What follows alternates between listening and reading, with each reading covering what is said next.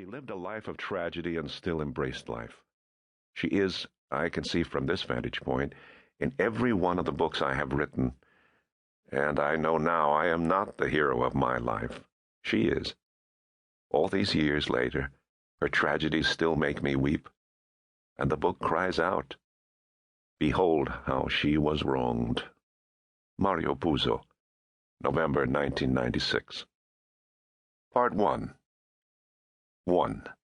Larry Angeluzzi spurred his jet-black horse proudly through a canyon formed by two great walls of tenements, and at the foot of each wall, marooned on their separate blue slate sidewalks, little children stopped their games to watch him with silent admiration.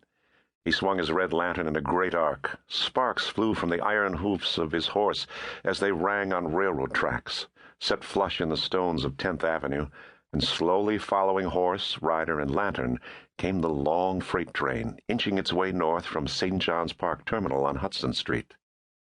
In 1928, the New York Central Railroad used the streets of the city to shuttle trains north and south, sending scouts on horseback to warn traffic. In a few more years this would end, an overhead pass built. But Larry Angeluzzi, not knowing he was the last of the dummy boys, that he would soon be a tiny scrap of urban history, rode as straight and arrogantly as any Western cowboy. His spurs were white, heavy sneakers, his sombrero a peaked cap studded with union buttons. His dungarees were fastened at the ankle with shiny plated bicycle clips. He cantered through the hot summer night, his desert a city of stone. Women gossiped on wooden boxes, men puffed cigars of the De Nobili while standing on street corners. Children risked their lives in dangerous play, leaving their blue slate islands to climb on the moving freight train. All moved in the smoky yellow light of lampposts and the naked white-hot bulbs of candy store windows. At every intersection, a fresh breeze from 12th Avenue, concrete bank of the Hudson River, refreshed horse and rider, cooled the hot black engine that gave warning hoots behind them.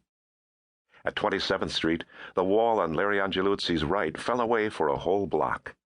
In the cleared space was Chelsea Park, placed with dark squatting shapes, kids sitting on the ground to watch the free outdoor movies shown by Hudson Guild Settlement House. On the distant giant white screen, Larry Angeluzzi saw a monstrous horse and rider, bathed in false sunlight, thundering down upon him, felt his own horse rise in alarm as its tossing head caught sight of those great ghosts. And then they were past the intersection of 28th Street, and the wall had sprung up again. Larry was nearly home. There was the pedestrian bridge that spanned 10th Avenue on 30th Street. When he had passed beneath that bridge, he would be home, his work done. He set his cap at a jauntier angle, rode straight in the saddle. All the people sitting on the sidewalk from 30th to 31st Streets were relatives and friends. Larry made his horse gallop. He passed swiftly beneath the bridge, waved to the children leaning on its rails above his head. He made his horse rear up for the people on the sidewalk on his right, then turned the animal left into the open railroad yards that formed a great spark-filled plain of steel down to the Hudson River. Behind him, the huge black engine chugged white clouds of steam, and as if by magic, the bridge and its children vanished, leaving behind them thin, beautiful screams of delight rising to the pale, almost invisible stars. The freight train curved into the yards. The bridge reappeared, and scores of damp children hurtled down the stairways to run along the avenue. Larry tied his horse to the hitching post by the switchman's shanty and sat on the bench against the shanty wall. On the other side of the avenue, painted on a flat screen, the familiar world he loved came alive inch by inch. The brightly lit bakery was near the corner of 30th Street, its festooned lemon ice stand surrounded by children.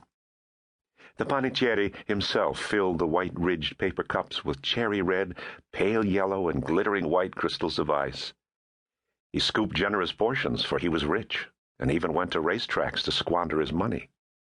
Next to the bakery, towards 31st Street, was the grocery, its windows filled with yellow logs of provolone in shiny waxy skins and prosciutto hams, meaty triangles hanging in gaily colored paper. Then there was the barber shop, closed for business but open for card-playing, the jealous barber even now alert for any freshly cut heads that did not bear the mark of his scissors. Children covered the pavement, busy as ants.